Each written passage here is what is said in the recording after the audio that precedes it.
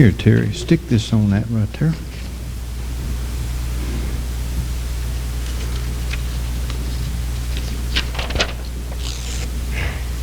Put that one on the middle one, if you can get that unraveled.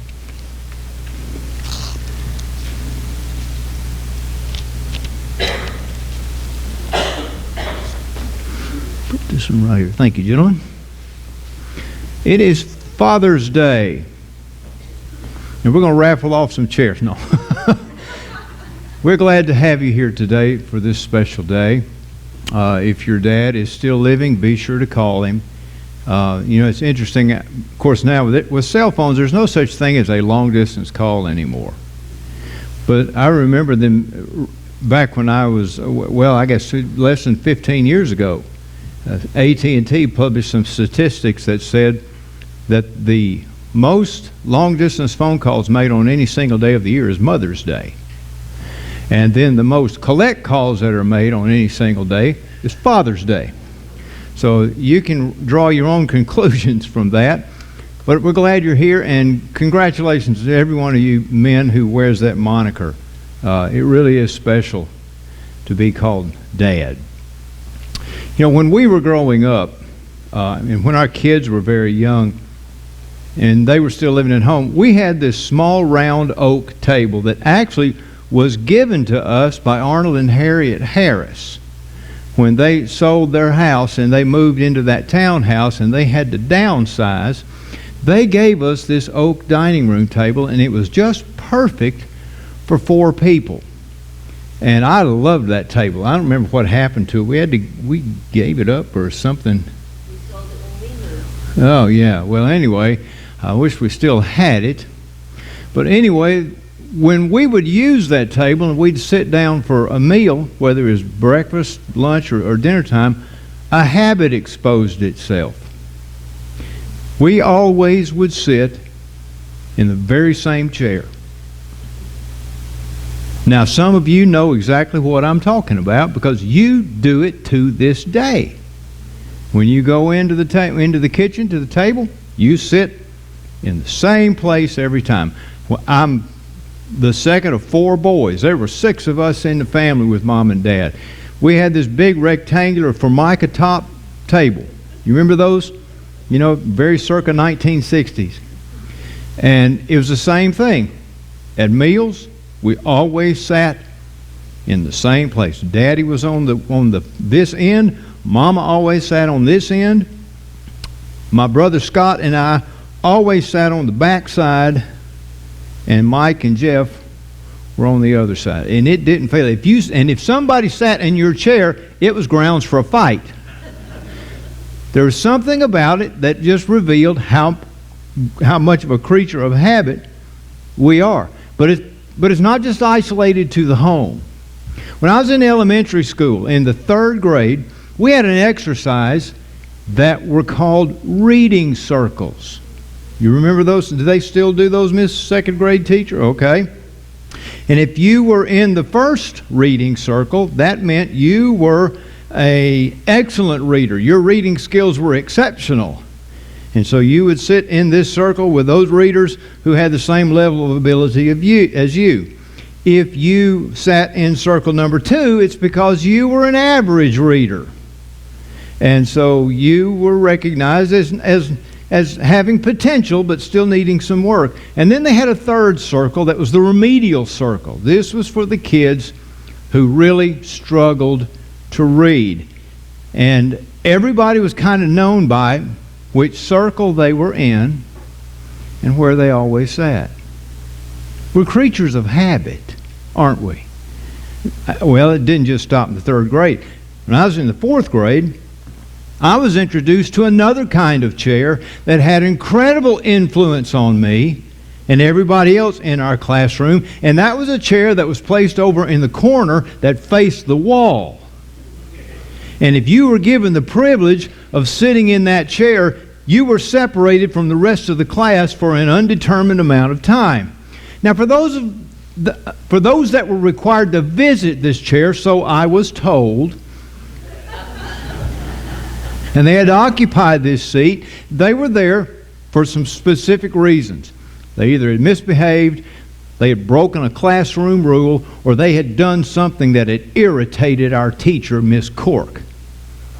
And it would seem like a lot of time passed when you had to sit in that corner chair. We learned another lesson in the 5th grade about chairs when Mrs. Walker led us through a section of history where we studied the judicial system. And we had to put together a mock trial. And there was a seat for the judge, and there were seats for the defendant, and there were 12 chairs set over here for a jury. But everybody had a specific seat. If you were in band when you were in school, you know how significant it was if you got first chair or second chair or third chair. I wasn't in band. I would have been in 15th chair because they would have put me as far away from the conductor as possible. And when I played basketball at Gulf Coast Bible College, there was another definite lesson that I learned regarding chairs. Those of us who were not the starters were the object lessons that were used. You see, the 6th man, because 5 players are on the team, are on the floor at first. Well, the 6th man always sat right next to the coach. And then you had the 7th man beside him, and so on. Dwayne Mazingo and I sat way down there where the water jug was. And our job was to make sure nobody tipped it over. We were in no man's land, longing for the day to hear the coach call our name. And every now and then, he did. Danny, get water for so-and-so. But we knew where we were supposed to sit. Let me give you one more example. Whenever I fly, I prefer a window seat in the back of the plane. And I have some specific reasoning for that. I want to be able to see where the wings go if they fall off. And secondly, I've never heard of a jet backing into a mountain. There's something very specific about where you sit. Now, I've got 3 chairs here this morning, and what I want to talk to you about is the importance of each one of these. And there's a premise to all of this that I want to share with you this morning as we talk about these 3 chairs. And this is the premise and the question that I want you to consider.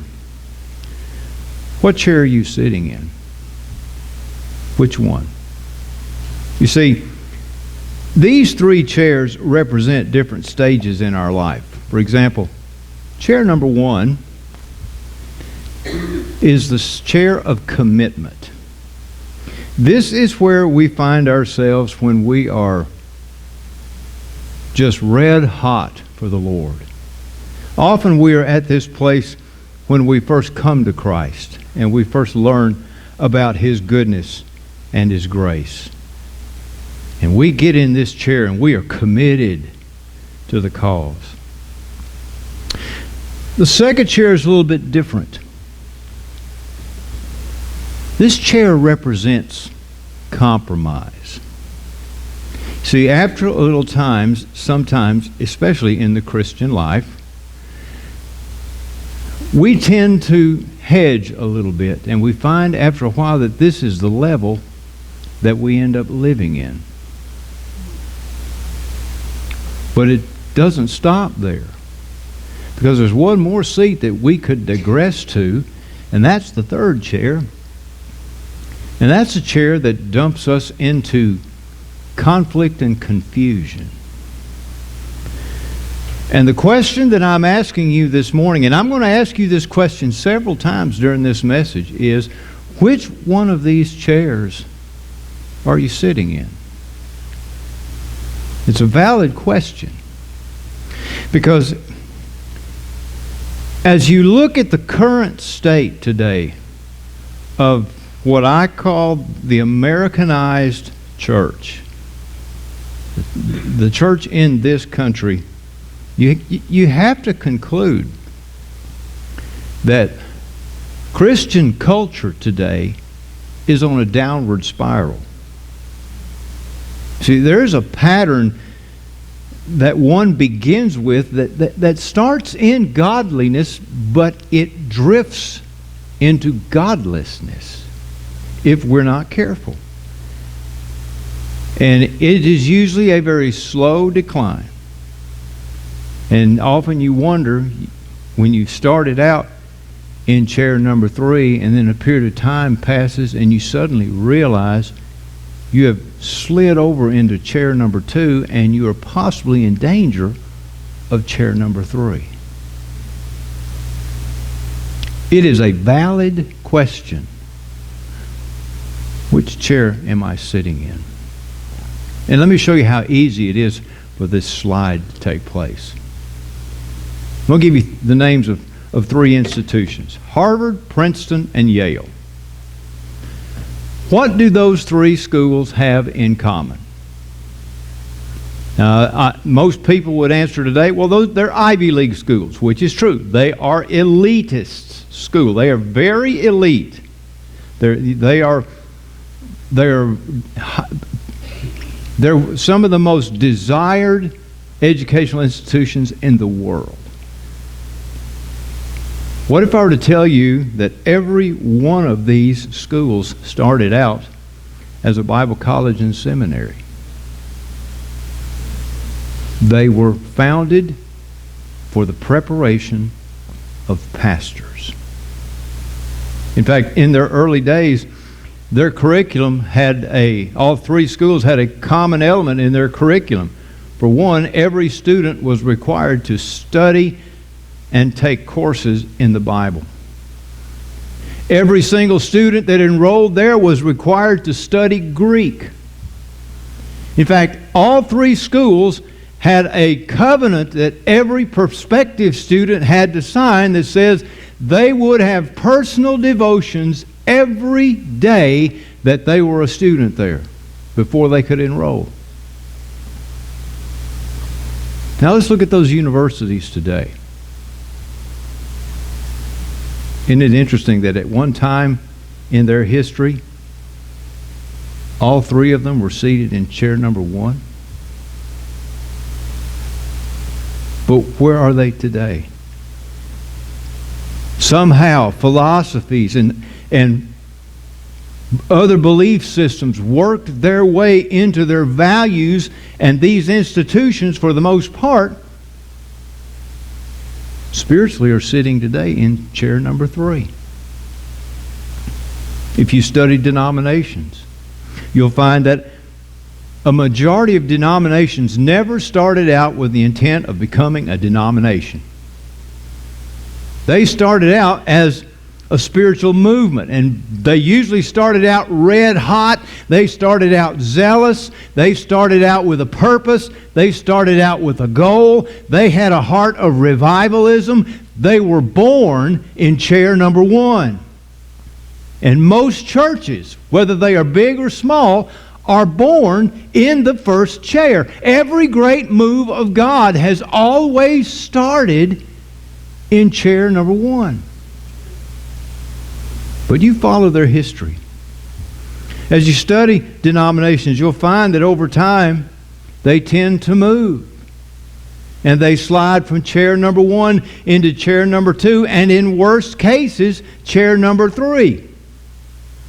Not to pick on them, but I'm going to. What is happening in the United Methodist Church right now is a prime example. They were birthed out of the holiness teachings of John Wesley in the 1700s.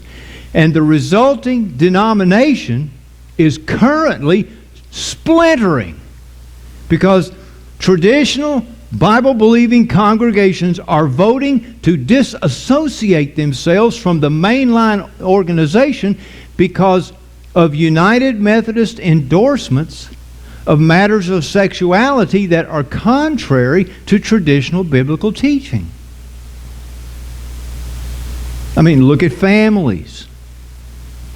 Many times you have a family where mom and dad love God with all their heart, soul, mind, and strength.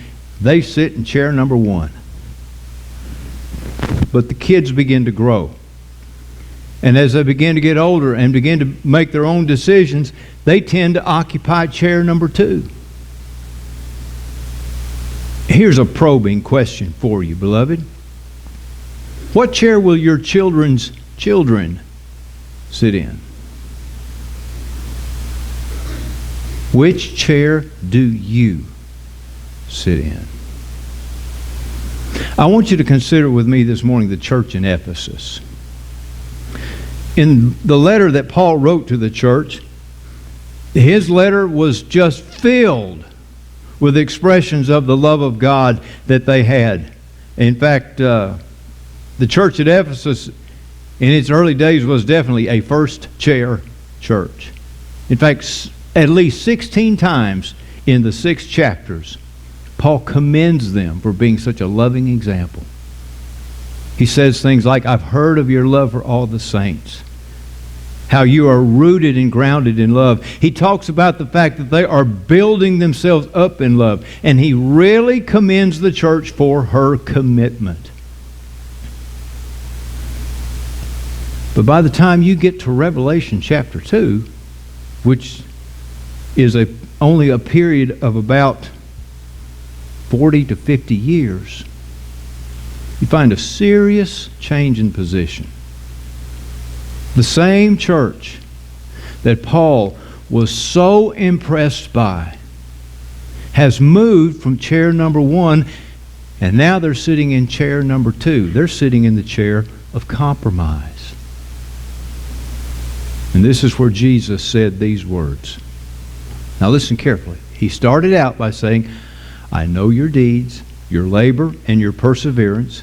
I know that you cannot tolerate those who are evil, and you have tested and exposed as liars those who falsely claim to be apostles.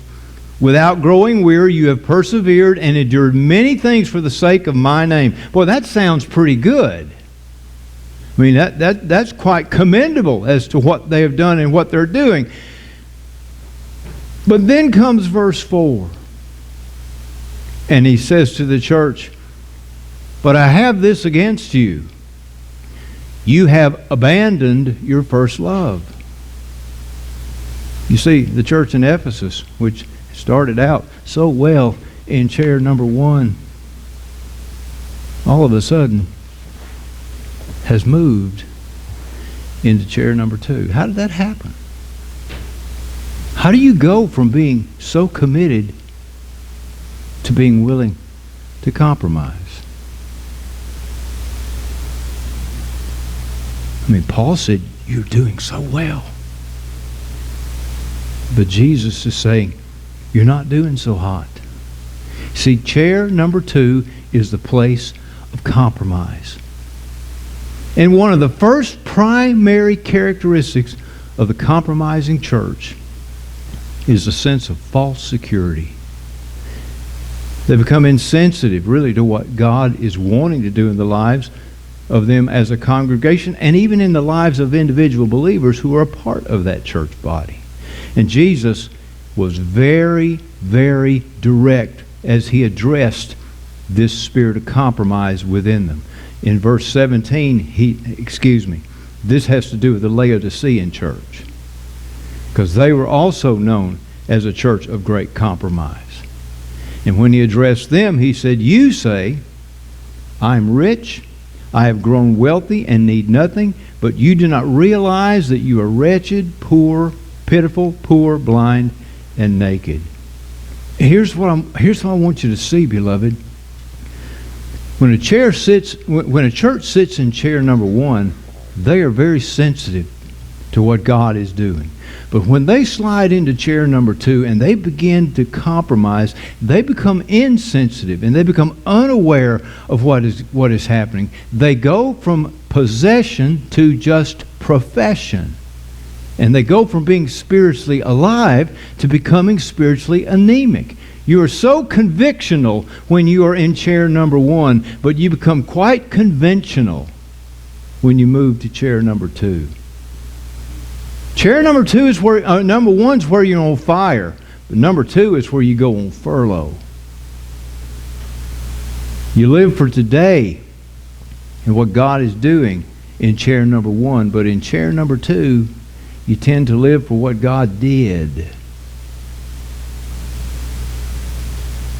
In fact, chair number two, you tend to always talk about God in a historical manner. Because chair number one is where you have this great love for God. But if you slide into chair number two, that love tends to get lukewarm. And if the downward slide continues and you fall into chair number three, you're going to fall into a sense of lostness. Because the church that slides into chair number three finds that they no longer know who they are. They aren't sure why they're here. They've lost their purpose. They've lost their zeal. They've lost their vision. And once you're seated in chair number three, the tendency is to flounder and to breed discontent and division and conflict. Let's really get down to where we might rub a nerve. From your point of view, where do you see Ridgeline Church of God sitting today? Which chair are we sitting in? I can promise you this. This church was born in chair number one. This church came about because of a vision from John R. Harris and the sacrifice of a group of dedicated lay people. And in chair number one, this church was evangelistic. They were reaching and winning lost people to the Lord. But it's so easy to drift into chair number two and become a little bit more traditional in thinking. You know what happens when you become traditional? You worry more about preserving and protecting what you have. And if you drift into number three, you don't even know what you have. Because in chair number one, you have the power of God. In chair number two, you just have a form of God, but you're denying the power within. And if you're into chair number three, you can't even find God. So I ask you again, which chair does Ridgeline Church of God sit in?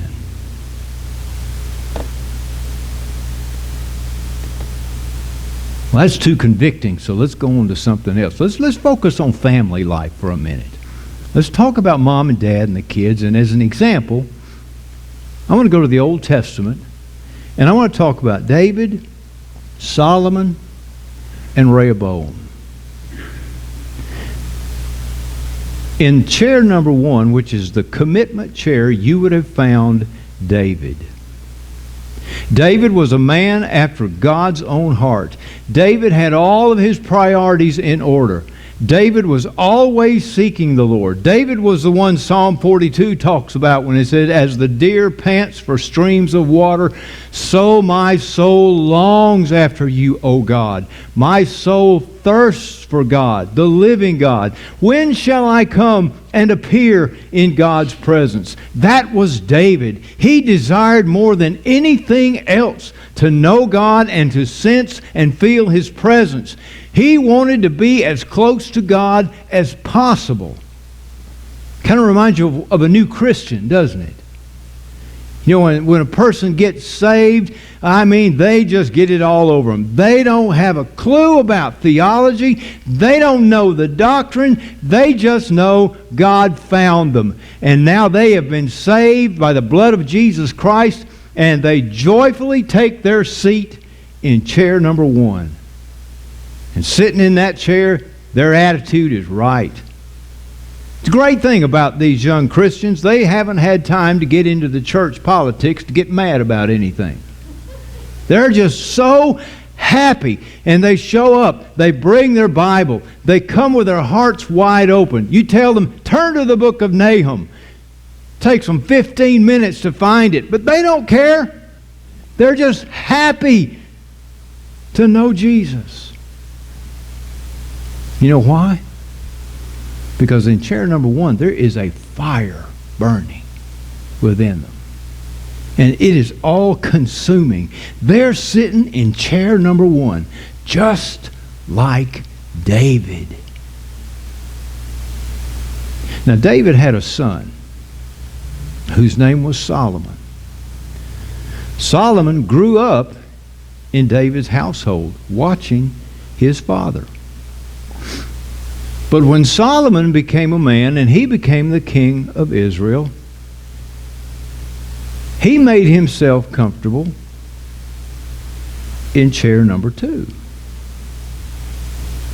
Now, like I said, he was one who grew up in an environment where he witnessed all the things that God had done for his father, and he grew up having anything and everything he wanted. I mean, after all, he is the son of the king.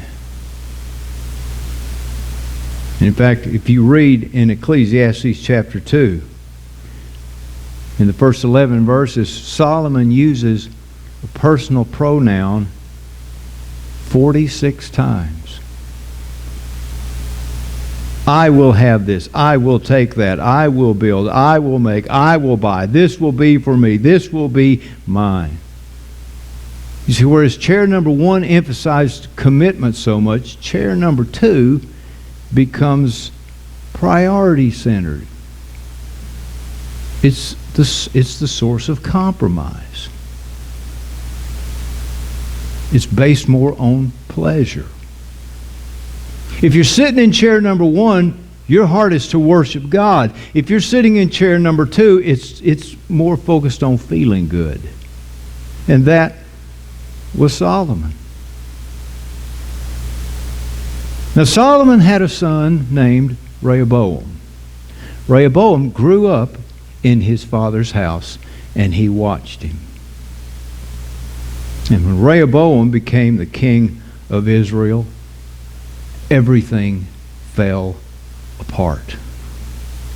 Rehoboam was conflicted by his role as king. He was confused, and he planted himself firmly in chair number 3, the chair of conflict and confusion. Now, if his grandfather David had been priority-minded, and if his father Solomon had been more pleasure-centered, Rehoboam was just mixed up. He knew his grandfather and how his grandfather had walked and talked with God. He knew his father well, a man who talked about God but lived for himself. And here's what happens to the guy in the 3rd chair. He hears one thing from his predecessors, but he sees something completely different.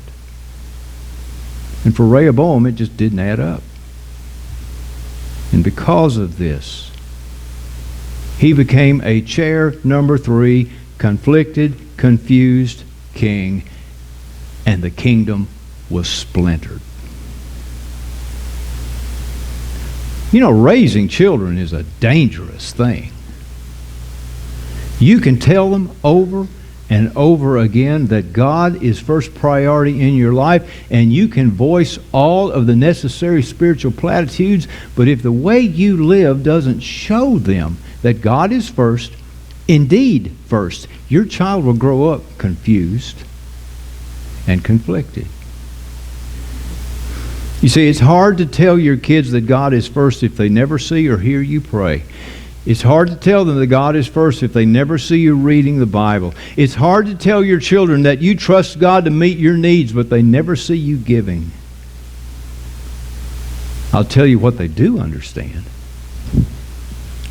They understand that what you're saying and what you're doing are two different things. And remember this, and listen to me carefully. The odds are great that if I, as a parent, am sitting in chair number 1, my children will probably sit in chair number 2. They'll likely know of God, but deny the power within. There won't be that personal walk. existing that we have experienced ahead of them. But as a parent, now listen, that's if I'm in chair number 1. If I take my seat in chair number 2, where do you think my kids are probably going to sit? That's not a rhetorical question. They're going to most likely end up here. So the question is, how do I get back into chair number 1? If I'm sitting in chair number 2, my prayer needs to be, God, help me. Help me before this morning is over to come to my senses and declare I will no longer sit there. I am moving to chair number 1 where I am committed wholly to God and I want my life to count for Him. Think about Abraham as an example. You want to talk about somebody who sat in chair number 1. He heard God's call and he gave up everything. He left his home, he left his family, and he followed God by faith, not having a clue where he was going. But he was a man committed and a man who submitted his will to God's. He lived in chair number 1. Abraham had a son named Isaac. Now, if Abraham sat in chair number 1 and lived right, Isaac settled in chair number 2 and looked right. But there was a remarkable difference between Abraham and Isaac. And just clue in on this. Every time Abraham moved his family, because they were sojourners, every time he moved his family, when he arrived at a new place to dwell, the first thing Abraham did was build an altar. And then he would dig a well.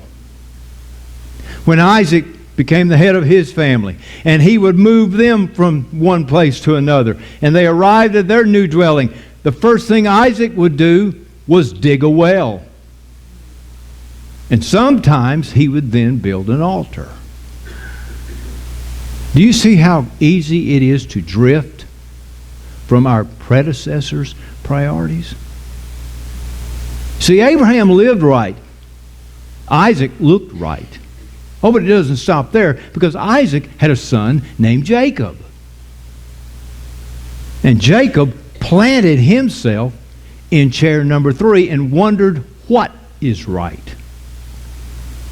You see, Jacob was deceitful. Jacob couldn't be trusted.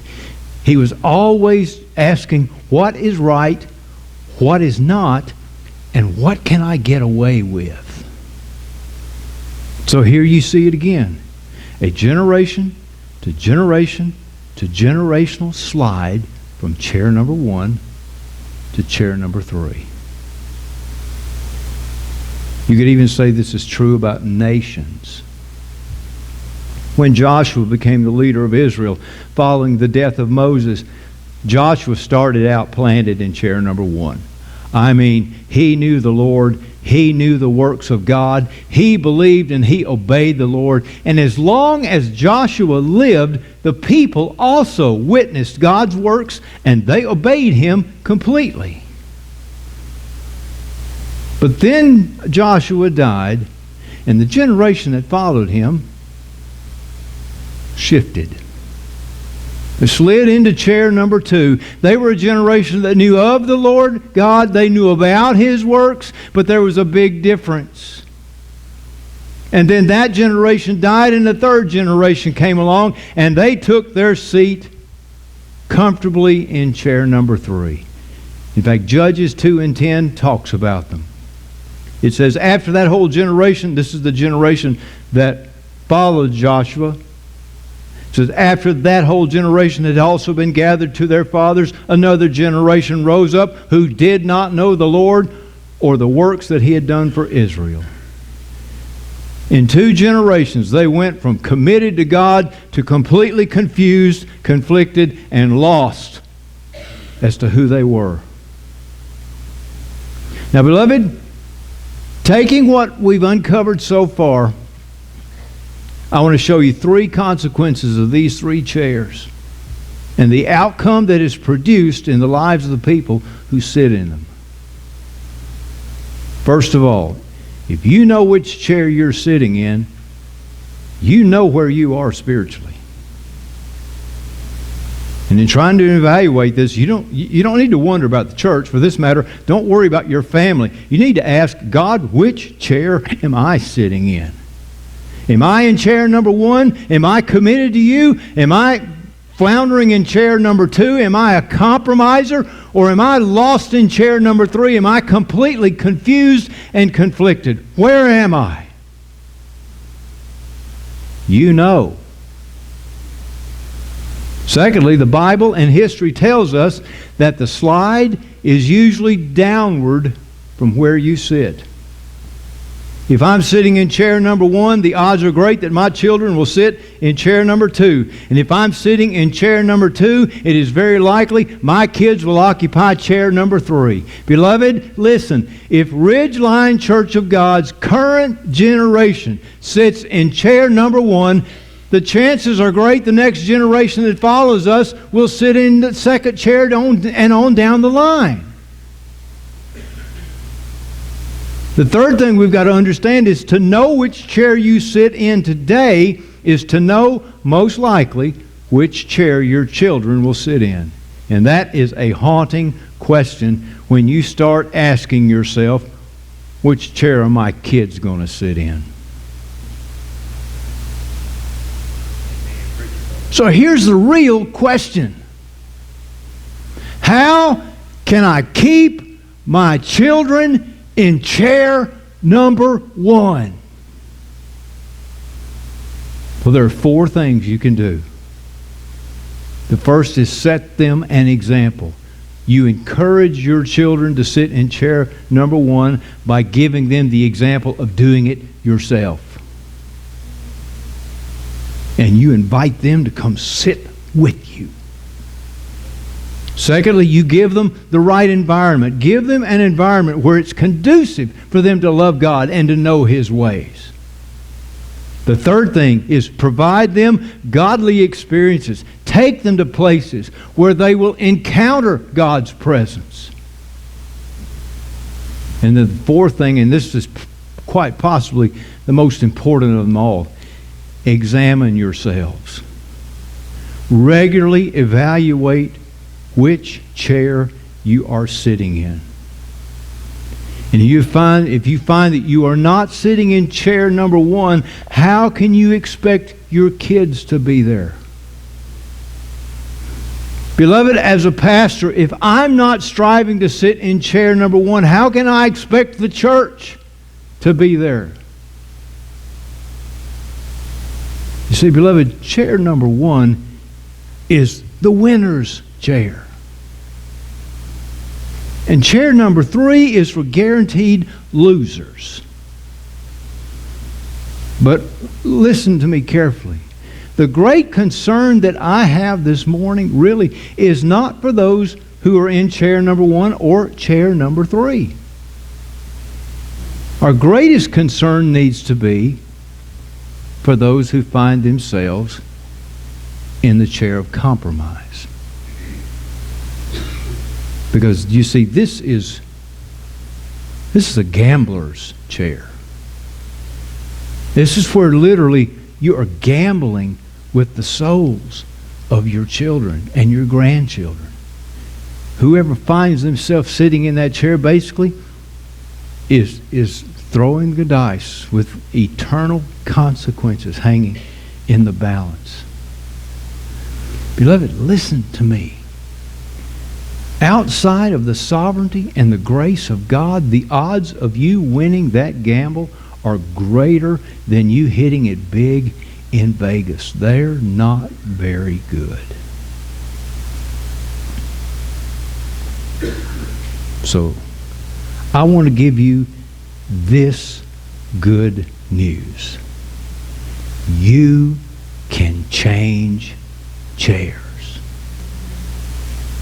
You don't have to sit in chair 2 or chair number 3.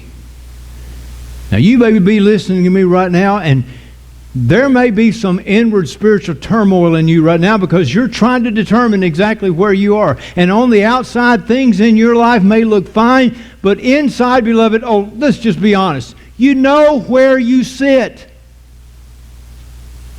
On the outside, you look fine, but you know where you sit. And if you're in chair number 3, you are lost, you are in sin, you are spiritually dead, and you know it.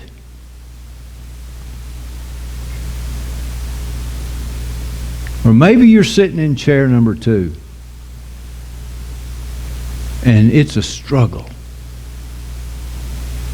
There's a spiritual war going on inside of you because you know what is right and you're compelled to want to do right, but you don't. You got a smile on your face, but you're sitting there so unsteady. You know this is where you live. You don't have to tell your family because there's no surprises at home. I got news for you. They already know where you sit. They all know where you sit. But like I said, you can change chairs. When Jesus spoke to the church in Ephesus, He told them, you've abandoned your first love. They didn't lose. They used to preach that.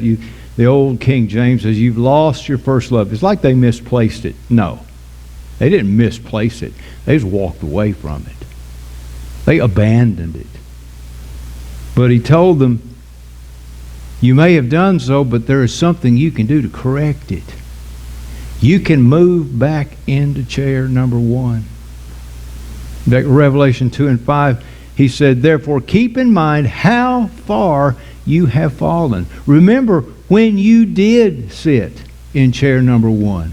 And then He went on to say, repent and perform the deeds you did at first. Yeah, you've fallen. Yeah, you're not loving me the way you used to. So go back and remember where you have been. Remember when you used to sit in chair number 1. Get up from where you're sitting and get back to where you belong. Remember, repent, and return to the things you did at first. Ask for God's forgiveness and get back into chair number 1.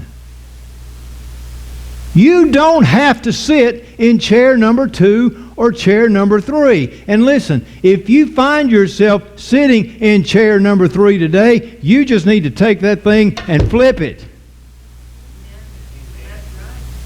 Listen, if you're stuck in chair number 2, you need to get out of it and you need to forget it. You need to get back where you belong, beloved. It's in God's good grace. It's in His heart. It's in His Spirit. It's in the place where you are fully and wholly committed to Him and nothing else matters.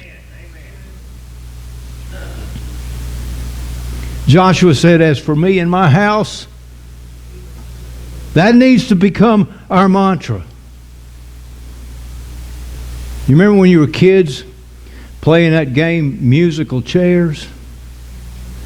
You know, they set the chairs in a circle, and somebody would either play an old phonograph or a piano or something, and you walk around, and as soon as the music stopped, you had to sit down. And if you were the one left without a place to sit, you're out of the game. Beloved, listen. There is a time when God moves on your heart, and there are times that are determined and convenient for you to move from chair number 3, not back to chair number 2, but to get all the way back to chair number 1. And this is one of those times. When God is speaking to your heart, that is the time to get up and move. Beloved, while God is calling. Are you gripped with the realization that you're sitting in the wrong chair? If so, this is a God-given opportunity for you to get out of the wrong chair and get into the right one. I'll ask you if you would just bow your heads with me. If you'd close your eyes without anyone looking around, this is a very important moment. And I'm going to ask you in all honesty, would you slip up your hand and admit, I'm sitting in chair number 2. I'm in a place of compromise.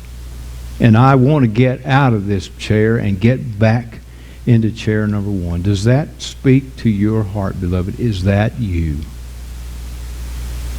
God bless you. Bless you. Are there any others?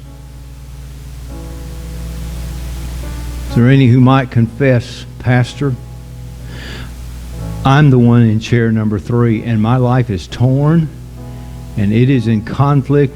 I hardly know the difference between right and wrong anymore, and it's like I am dangling in the darkness. And I want to sit in chair number 1. I want to commit myself to God. If that speaks to what's going on in your spirit right now, would you slip your hand up so we know how to pray for you? Bless you. Bless you. Listen, we're about to sing. And if you're in chair number 2 or you find yourself in chair number 3, listen, let me encourage you. Change chairs. Change chairs. Slip out from where you are. Come to the altar. In doing so, God, with your help, I'm going to move into chair number 1 today. I'm going to get to the place where you want me to be and where I can best know you. Father, I pray you'll help us and help these who have been honest. Don't let any of us leave here today without finding our seat in chair number 1. I pray these things in Jesus' name. Amen. Beloved, the altars are here. This is a time for you to do business with God. It is a God-ordained moment. And if you need to change chairs, it's time to get up and move. Stand with us as we sing.